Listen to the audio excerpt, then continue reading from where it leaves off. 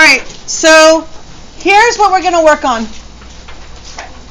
The next couple of days, you guys are going to work on a thesis, which we're going to write together. An assertion chunk, assertion chunk. I know, it keeps falling, sorry. Assertion chunk, assertion chunk. All right? So I kind of need to show you how to plan. All right? So in our thesis statement, and you were taught this last year, we have two parts, right? We have our concrete idea, which you can put your finger on it in the prompt, plus your abstract. This is the big idea. That's the big purpose.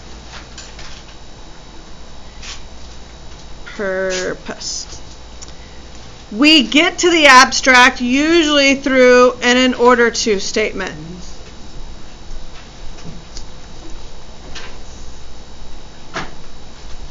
Okay? So, if we are looking at the prompt, what is he writing about? He is writing to do what? Characterize scientific research. So your concrete is characterize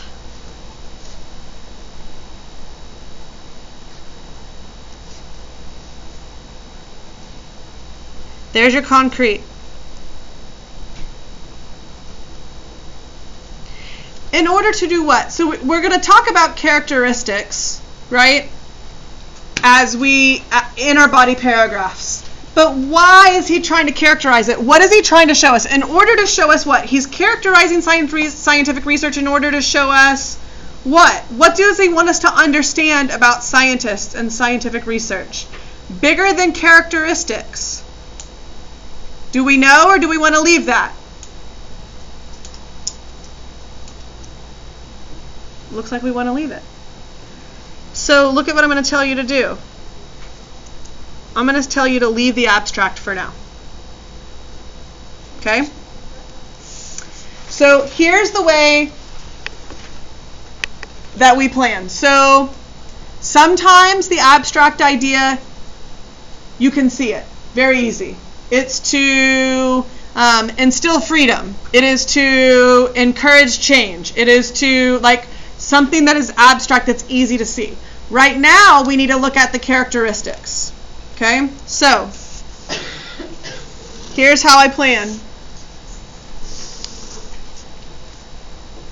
I make a T-chart. This is going to be our body paragraph 1. And this is going to be body 2. And what we're writing in here is we're writing our assertions first.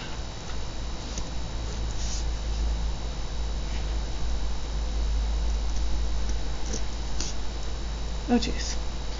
Our assertions,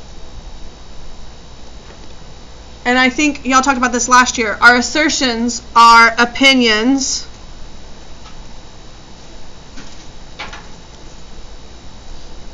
proven true with evidence. Right? So assertions are your opinion that's proven true through evidence.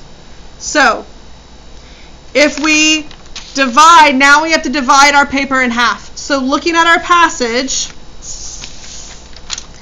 when we went into reading, we guessed the shift was between 3 and 4.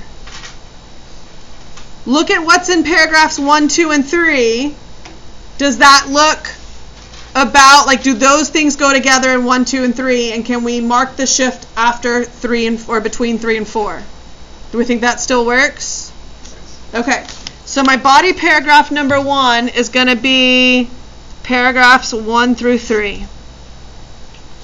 My body paragraph number 2 is going to cover 4 through 6. Does that make sense? Okay. Now, looking at paragraphs 1, 2, and 3, if we're looking at characteristics, so we have to see, like, how does he characterize, right? So we're noticing characteristics. So, looking at paragraphs 1 through 3, what characteristic does paragraphs 1, 2, and 3, what's one characteristic that would cover or encapsulate 1, 2, and 3? Certainty? Okay. Is that a characteristic of somebody? Like, is that what he says scientists need? Try not to use his words. So if we're looking in there, we look at, he talks about certainty versus, certainty creates strength, certainty gives one something to lean, and then we have uncertainty. He talks about the lists, right? And then he talks about the courage, and then we talk about the beliefs. So what do all those things have in common? Certainty, uncertainty, strength, courage. What do all those things have in common with each other?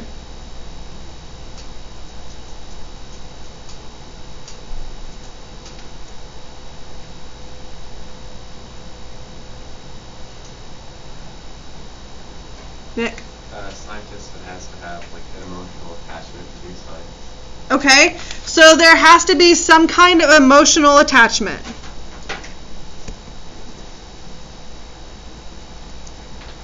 I can go with that.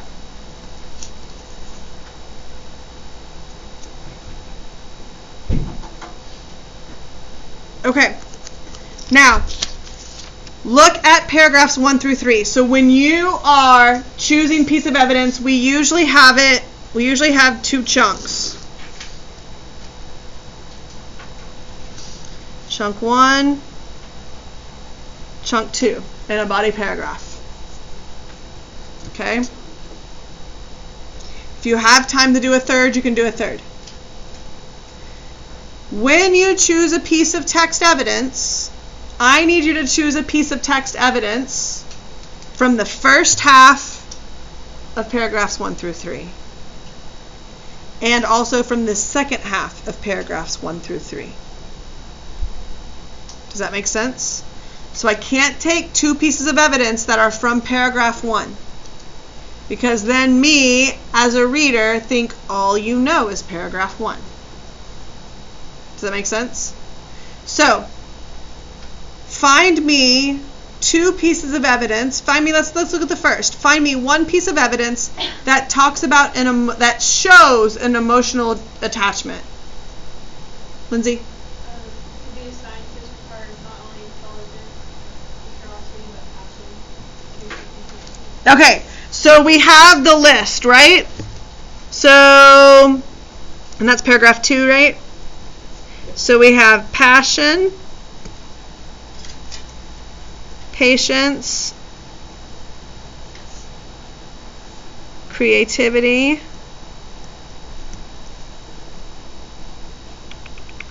self-sufficiency,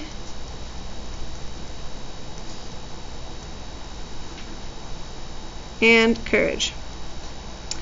I like the idea of emotion because I think all of those ideas tie back into emotion. Yeah. Okay. So there's a list. Now can you find another piece of evidence? What did we say? That's paragraph 2. Let's find another piece of evidence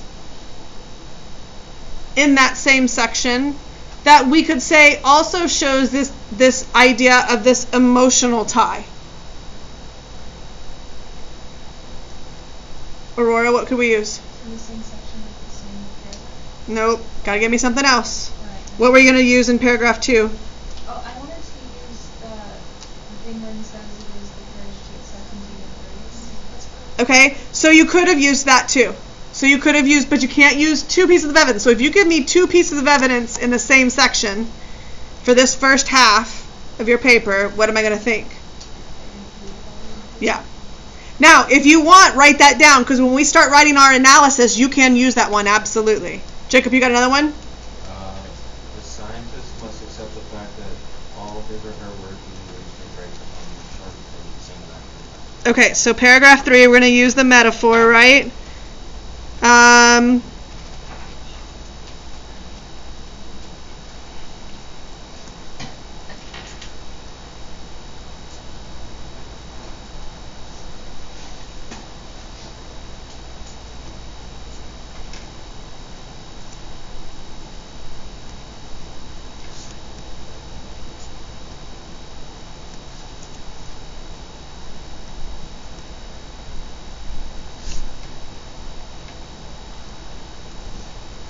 Okay, I like that. A couple of reasons why I like this evidence. One, I think both of those show this like emotional attachment. It's also like very like mentally strong, right?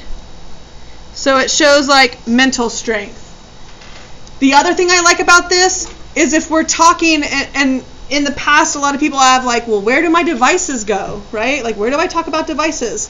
Well, in your analysis, now you can talk about the purpose, which is the questions that we had.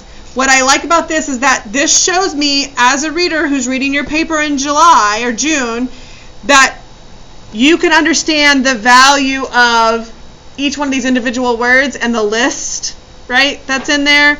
And you can also talk to me about a metaphor. So you're talking about two different types of language. Does that make sense? Okay, look through paragraphs 4 through 6. What do you think? So that's when we talk about the frontier. That's when we talk about the wilderness. That's when we talk about these other colleagues that come after, right? So if this is emotional attachment or this mentally strong, if this is an emotional attachment, what can the second half be? It's not really physical. I mean, we can't really go emotional and physical there. But what do all those things have in common in the second half?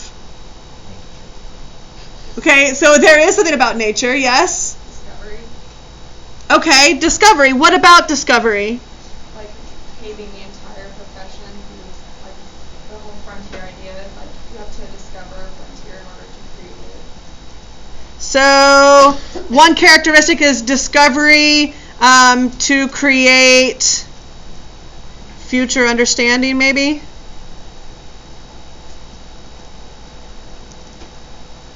Okay.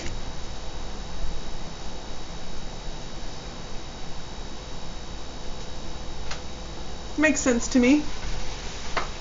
All right, paragraphs 4 through 6. Where is a good piece of evidence that is valuable enough that we can talk about?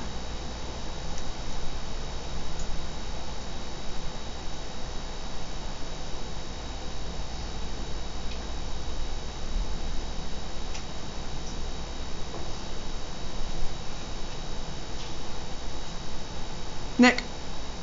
The best among them move deep into a wilderness region where they all know almost nothing. Okay. The best among them move deep into wilderness region where they know almost nothing, where the very tools and techniques needed to clear the wilderness to bring order to it do not exist. Okay. What's in there that you're going to analyze? It's like, Don't tell me what it means. Tell me what language in there are you going to analyze? metaphor, like they're in a place where they don't understand anything that's going on around them. They have to make sense of it all. And that's where that discovery comes from. Okay, so we can do metaphor in paragraph 4. So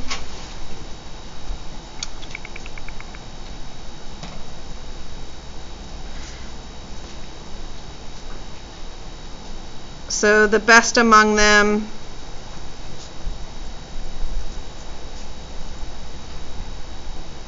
move deep into a wilderness region.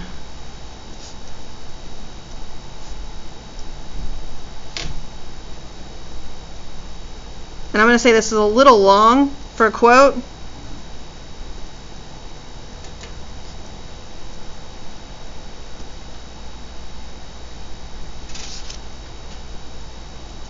We do have an anaphora in there. Where the very tools, where am I?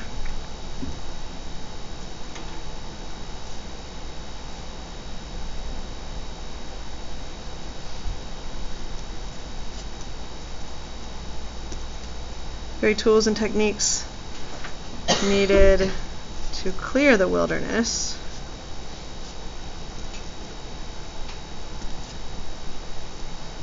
To bring order to it, holy cow.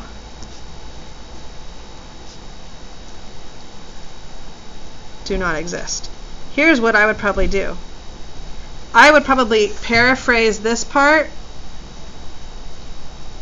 and I might use I would paraphrase that, and I would probably use the list of tools first. I think the list of tools would be stronger than this whole piece right here. Does that make sense? So in the tools, you have the shovel, the pick, P-I-C-K? P-I-C-K, yeah. Pick, and the dynamite. And with that, you have a list, and you have the rhetorical questions, and you have the dash in there too. So I think you could paraphrase this part.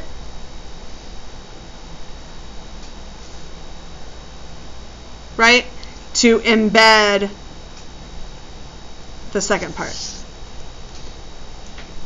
Okay, where would be your second piece of evidence? If that's from paragraph 4, where else do we show that discovery creates understanding?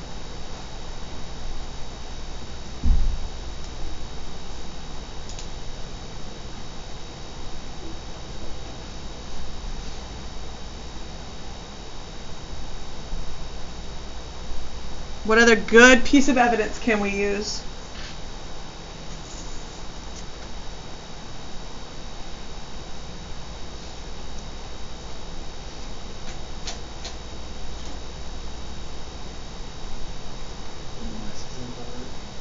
The what? Say it again.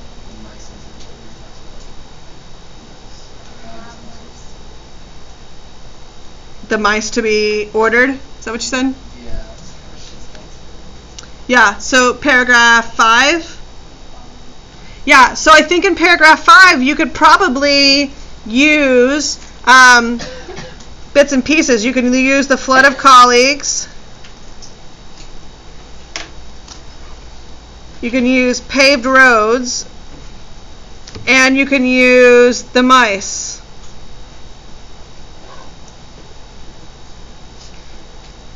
I think you could use that all in one chunk.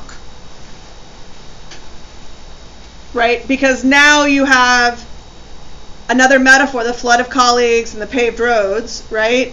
And then the laboratory mice are those paved roads. So I think you can use all of those to really identify and look at an analysis. All right, so now we still need to come back to the abstract idea. So if there's an emotional attachment and they have to have this sense of discovery, what is it that he wants us to understand? Emotional attachment and discovery. What is it that he wants us to understand about scientists or scientific research? What do those two ideas have in common? Or what type of people have those besides scientists? What should we see in our scientists?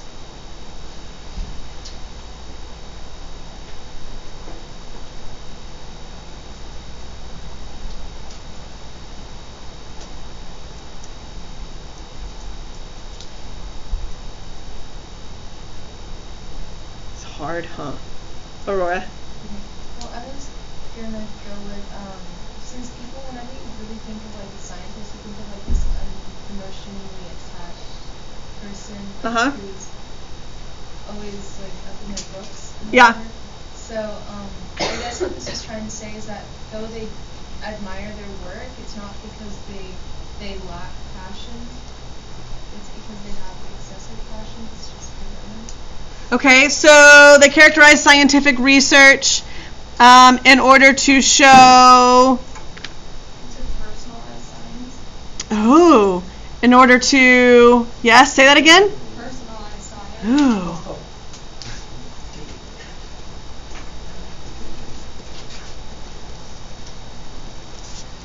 I like that. So we could have our in order to statement in there. So Barry characterizes scientific research in order to personalize science. There's your thesis statement.